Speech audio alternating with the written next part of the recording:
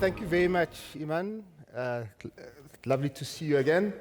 Ladies and gentlemen, on behalf of the chairman of the Standard Bank Group, Nonkululeko Nyembezi, the directors, some of whom are present here today, as well as Luvuyo Masinda, the chief executive of the Corporate and Investment Bank at Standard Bank, as well as the entire executive of Standard Bank. It's a great pleasure to have you here and to welcome you to Standard Bank's Climate Summit.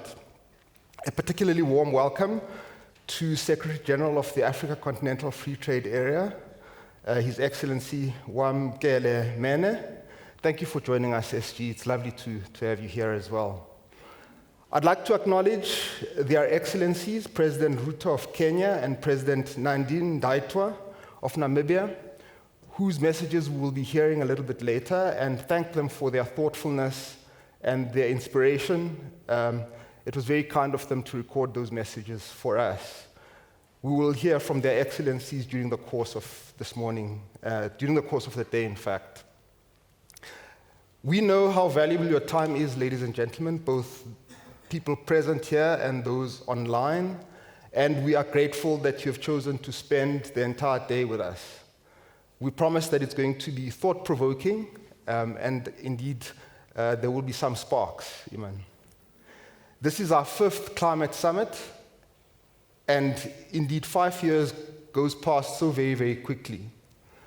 I'll touch on some of the challenges that we faced, but first, I want to offer a more general thought to leave you with. As I try to understand the dramatic changes that we've recently seen in world politics, I keep coming back to two tightly linked concepts: exclusion and inequality.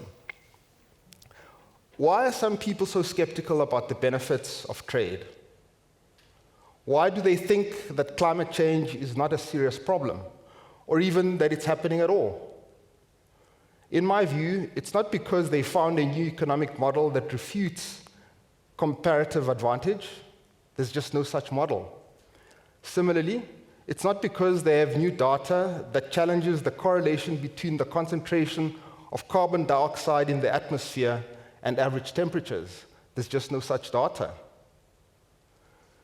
People reject settled science because they feel materially excluded, because they don't think that they were properly consulted and heard, and because they suspect, or in fact know, that policies which are presented as good for everyone are in fact harming their families, their communities, and their loved ones.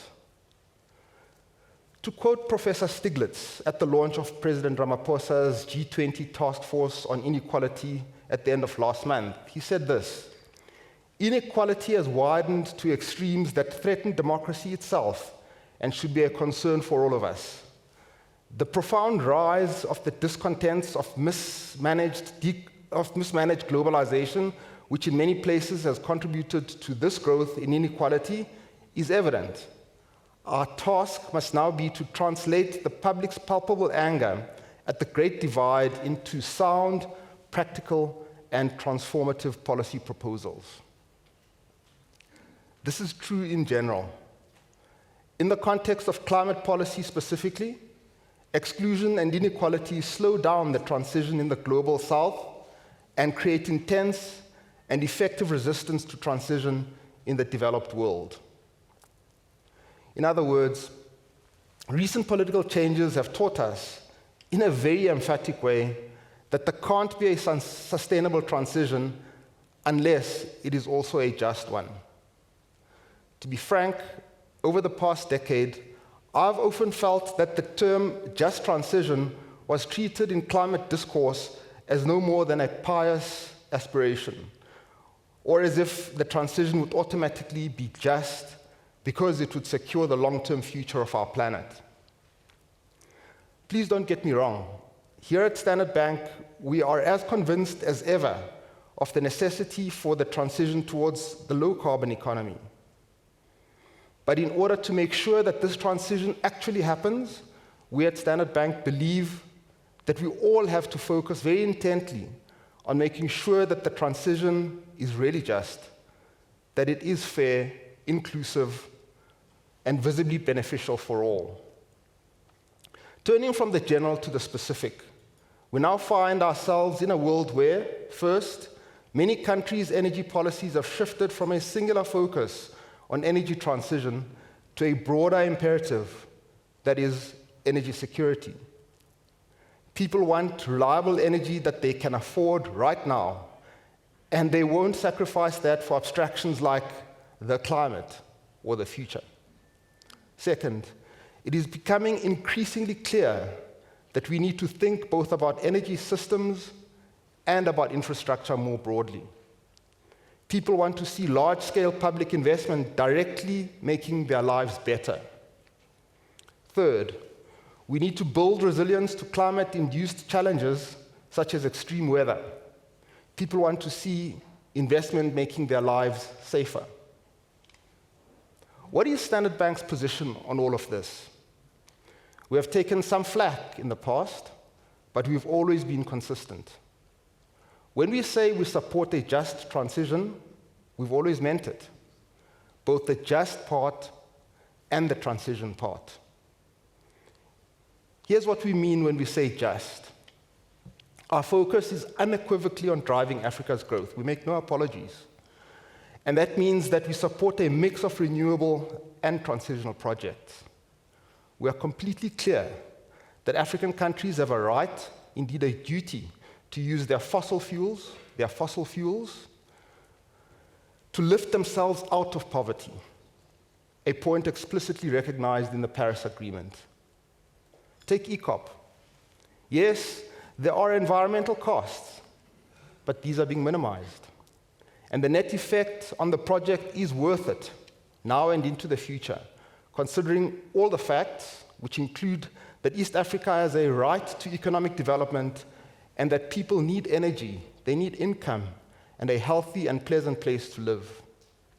Furthermore, ECOP is an important and wholly credible element of Total's own net zero transition plan, providing both relatively low carbon energy and the revenue that they need to make their own transition. And here's what we mean at Standard Bank when we refer to transition. Earlier this year, we updated our climate policy and restated our commitment to continue to reduce the share of our balance sheet that supports upstream oil and gas. We set a new and larger target for sustainable finance. We will mobilize more than 450 billion rand of sustainable finance by 2028. We are already more than halfway to achieving this target, and we are unwavering in our commitment to achieve net zero in our portfolio by 2050. Talking of zero, at Standard Bank, we aim to avoid zero-sum thinking. In our experience, change is much more difficult to achieve when people believe that they are at risk of losing out. We therefore aim to frame the climate transition as positive sum. If we get this right, everyone wins. Let me give you two examples. A single ChatGPT query uses about 10 times more electricity than a Google search. And I don't know about you, but I find LLMs increasingly indispensable. So does everyone else. The number of data centers has skyrocketed from 500,000 in 2012 to 8 million today. And this growth will continue. Now ask yourself, or your chatbot, ask them this question. Which continent has an effectively unlimited supply of renewable wind, solar, and geothermal energy? Our beloved continent. We should aim to have as many as possible of these new data centers built here. The case for data centers is particularly strong in East Africa, with its abundance of geothermal energy and IT knowledge, skill, and talent. And the Western Cape province of South Africa, which also has a lot of IT capacity, along with excellent wind and solar. This kind of argument applies generally. Africa offers the world a uniquely attractive combination of renewable energy, relatively low-cost labor, and short transportation distances for critical minerals such as copper and the rare earths. The copper belt is right here. As the energy transition progresses, Africa can and should aim to be both the green data processing and green physical manufacturing center of the world. Does this sound too visionary? Let me bring it right down to earth. 2 weeks ago, we launched the Sustainability Academy, which is a free learning platform designed to empower businesses across the continent with practical sustainability and environmental, social, and governance solutions. In just a week, this platform attracted users from 14 African countries. Finally, back to the word exclusion. Exclusion from being heard and respected.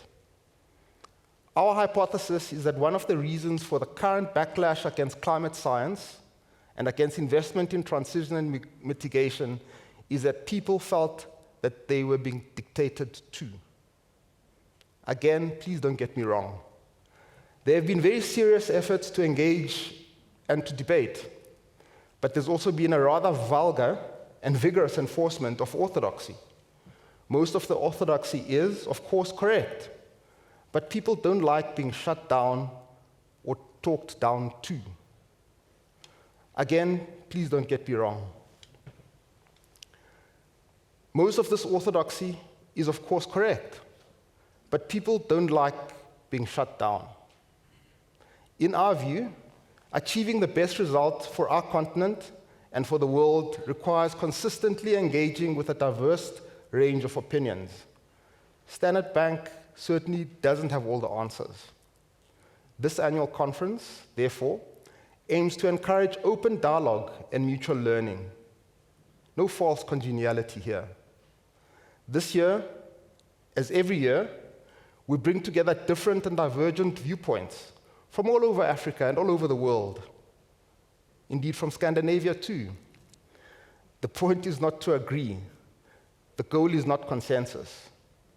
The aim is to inspire fresh perspectives, to identify new possibilities that will help to create a future Africa which is simultaneously more prosperous, more equitable, more inclusive, and more sustainable. Thank you all.